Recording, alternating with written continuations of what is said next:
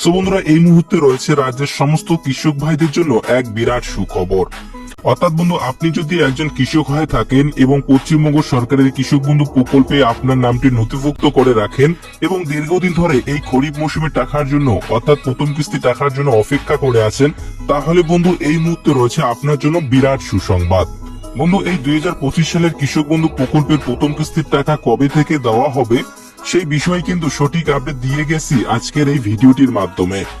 এছাড়া বন্ধুরা, অনেক কৃষক ভাইদের অ্যাকাউন্টে ইতিমধ্যেই কিন্তু টাকা পৌঁছে গিয়েছে। তো কোন কোন কৃষক ভাইরা এই খরিফ মৌসুমের প্রথম কিস্তির টাকা পেয়ে গিয়েছে এবং আপনিও যদি না পেয়ে থাকেন এবং আপনাকেও দ্রুত পেতে হলে কি কি করতে হবে সম্পূর্ণ কিন্তু বিস্তারিত জানিয়ে দিয়েছি এই ভিডিওটির মাধ্যমে। এছাড়াও বন্ধুরা, কৃষক বন্ধু প্রকল্পের আরো বেশ কিছু নতুন কিছু আপডেট নিয়ে আলোচনাও কিন্তু করা হয়েছে এই ভিডিওটির মাধ্যমে। তাই বন্ধুরা, ভিডিওটি একটি গুরুত্বপূর্ণ হতে চলেছে, তাই ভিডিওটিকে একটু স্কিপ না করে শেষ পর্যন্ত দেখতে থাকুন।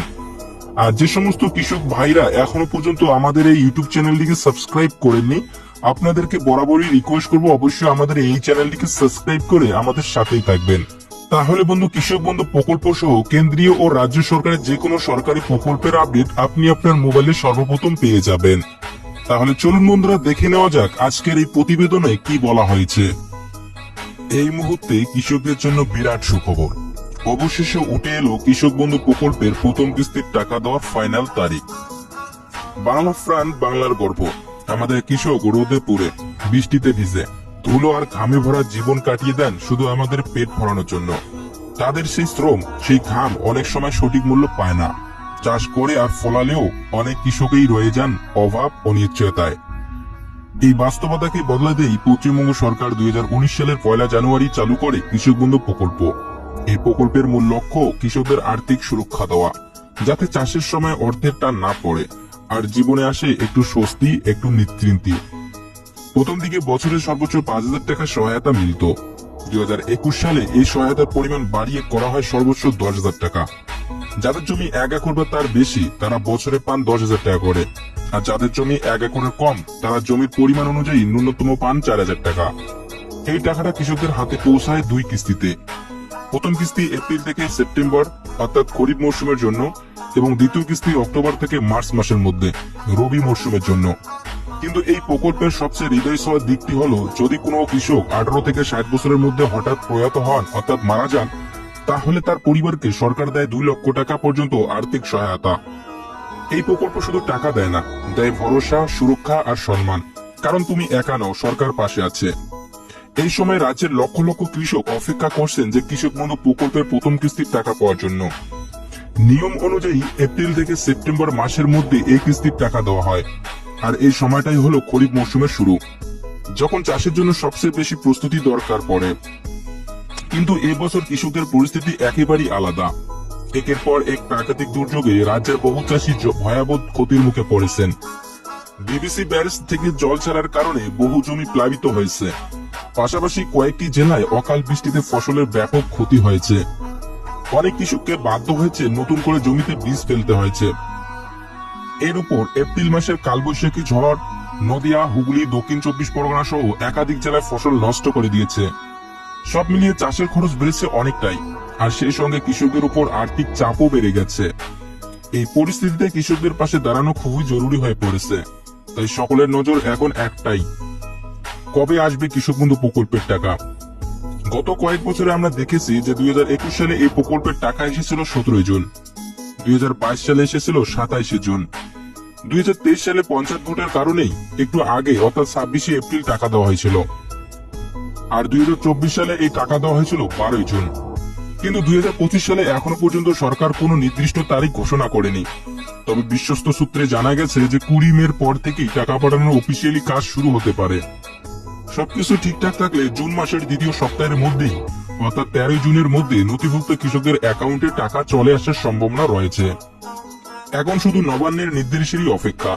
নির্দেশ পেলেই টাকা দেওয়ার কাজ শুরু হবে।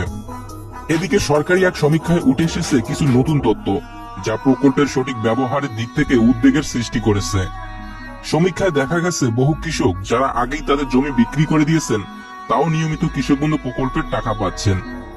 এমনকি কিছু মৃত কৃষকের অ্যাকাউন্টেও প্রতিটি কিস্তিতে টাকা জমা হচ্ছে। এছাড়া আরো বিপজ্জনক তথ্য পাওয়া গেছে, যেখানে একটি মাত্র জমির নথিপত্র দিয়েই একাধিক কৃষক প্রকল্পে আবেদন করে টাকা পাচ্ছেন। এই ধরনের অনিয়ম প্রকল্পের মূল উদ্দেশ্যকে ক্ষতিগ্রস্ত করছে এবং প্রকৃত কৃষকদের বঞ্চিত করছে। সূত্র জানিয়েছে যে সরকার এই ধরনের অনিয়মের বিরুদ্ধে দ্রুত পদক্ষেপ নেবে। যেসব কৃষকের তথ্য সঠিক নয় বা যারা প্রকৃত কৃষক নন, তাদের নাম প্রকল্প থেকে বাদ দেওয়া হবে। ইতিমধ্যেই এই ধরনের কৃষকদের চিহ্নিত করার কাজ শুরু হয়েছে। 2024 সালের 22 নভেম্বর রবি মরশুমের টাকা দেওয়া হয়েছিল, তবে অনেক কৃষক তখন নথিপত্র ঠিক না থাকার কারণে টাকা পাননি। যারা পরে কৃষি অফিসে গিয়ে সমস্যার সমাধান করেছেন, তারা মার্চ মাস থেকেই টাকা পেতে শুরু করেছেন। তবে নদিয়া, বীরভূম, বাঁকুড়া, পুরুলিয়া, মুর্শিদাবাদ, উত্তর ও দক্ষিণ 24 পরগনা, মালদা, পূর্ব ও পশ্চিম বর্ধমান, পূর্ব মেদিনীপুর, হাওড়া, হুগলি সহ অনেক জেলার অনেক কৃষক এখনো টাকা পাননি। সূত্র অনুযায়ী যে প্রথম কিস্তির টাকা দেওয়ার আগেই তাদের বকেয়া রবি মৌসুমে টাকা দেওয়া হতে পারে, তবে এই টাকা সব কৃষকরা পাবেন না। যাদের স্ট্যাটাসে অ্যাকাউন্ট ভ্যালিড লেখা আছে কিন্তু এখনো টাকা আসেনি, তাদেরকে শুধুমাত্র ধাপে ধাপে টাকা দেওয়া হচ্ছে। কিন্তু যাদের স্ট্যাটাসে পেমেন্ট সাকসেস দেখাচ্ছে অথচ টাকা হাতে আসেনি, তাদের জন্য খারাপ খবর, কারণ সরকার সেই টাকা একবার পাঠিয়েছিল, কিন্তু ইকেওয়াইসি না থাকার কারণে সেই টাকাটা পাননি। তাই এই কৃষকদের নতুন করে বিগত রবি মৌসুমে টাকা দেওয়া হবে না। এবার আমরা জানবো যে বেশ কিছু গুরুত্বপূর্ণ আপডেট, অর্থাৎ কৃষক বন্ধু প্রকল্পের কিছু গুরুত্বপূর্ণ আপডেট জানিয়েছে তাদের অফিসিয়াল ওয়েবসাইটে।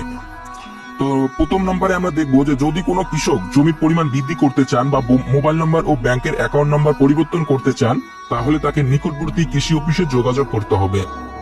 2 নম্বরে বলা আছে যে যেসব কৃষকদের কৃষক বন্ধু পোর্টালের সঙ্গে এখনো আধার লিঙ্ক করা হয়নি, তাদের নামের তালিকা ইতিমধ্যে গ্রাম পঞ্চায়েত অফিসে পাঠানো হয়েছে। এই তালিকায় নাম থাকলে অবিলম্বে আধার লিঙ্কের কাজ সম্পূর্ণ করতে হবে, কারণ আধার লিঙ্ক না থাকলে আগামী কিস্তির টাকা ব্যাংকে আসবে না। তো এই ছিল বন্ধুরা আজকের ভিডিওটির আপডেট। তো আজকের ভিডিওটির আপডেট আপনাদেরকে কেমন লাগলো তা অবশ্যই আপনারা কমেন্ট করে জানাবেন। আর যে সমস্ত কৃষক ভাইরা এখনো পর্যন্ত আমাদের এই চ্যানেলটিকে সাবস্ক্রাইব করেনি, আপনাদেরকে রিকোয়েস্ট করছি বারবার, তো অবশ্যই আমাদের এই চ্যানেলটিকে সাবস্ক্রাইব করে রাখবেন। তাহলে বন্ধু কৃষক বন্ধু প্রকল্প সহ কেন্দ্রীয় ও রাজ্য সরকারের যে কোনো প্রকল্পের আপডেট সর্বপ্রথম আপনি আপনার মোবাইলে নোটিফিকেশনের মাধ্যমে পেয়ে যাবেন। দেখা হচ্ছে আরো একটি নতুন ভিডিওতে, ততক্ষণ সুস্থ থাকুন, টেক কেয়ার।